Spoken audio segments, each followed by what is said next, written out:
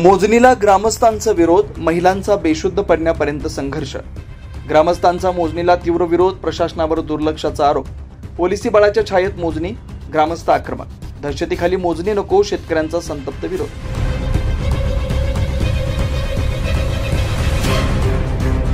आडवण परिसरात पुन्हा एकदा प्रकल्पग्रस्त शेतकऱ्यांचा संताप उफाळून आला। नाशिक जिल्ह्यातील आडवण व घोटी परिसरातील प्रकल्पग्रस्त शेतकऱ्यांनी आज पुन्हा एकदा जमिनीच्या मोजणीला तीव्र विरोध केला।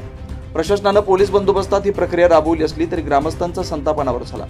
अग्निशामक दलाच्या गाडीसमोर महिला शेतकरी मानसिक धक्क्यामुळे बेशुद्ध अवस्थेत पडल्याचा व्हिडिओ समोर आला। या घटनास्थळी ग्रामस्थ, महिला आणि पोलीस यांच्यात शाब्दिक वाद झाल्याचं निदर्शनास आलं। ग्रामस्थांचा आरोप आहे की त्यांनी यापूर्वी अर्धनग्न मोर्चा काढून जिल्हाधिकारी कार्यालयात निवेदन दिलं होतं, मात्र प्रशासनाने याकडे दुर्लक्ष केलं आणि आता कंपनीच्या वसाहतीसाठी पोलिसी बळाखाली मोजणी राबवली जाते।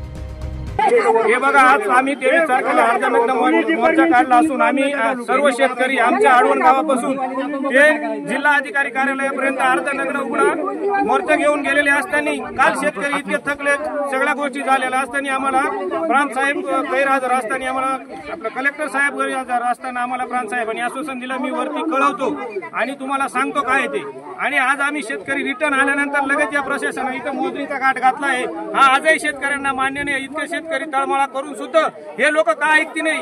या सरकारने आज त्यांना पोलीस बळाचा वापर करून हे सर्व आमच्यावरती दादागिरी करण्याचा प्रयत्न करताय। उद्या काही झालं, लाठीचार्ज वगैरे झाला। आज 2 बाया आमच्या महिला सिरियस हॉस्पिटलला गेले अटक आल्यानं।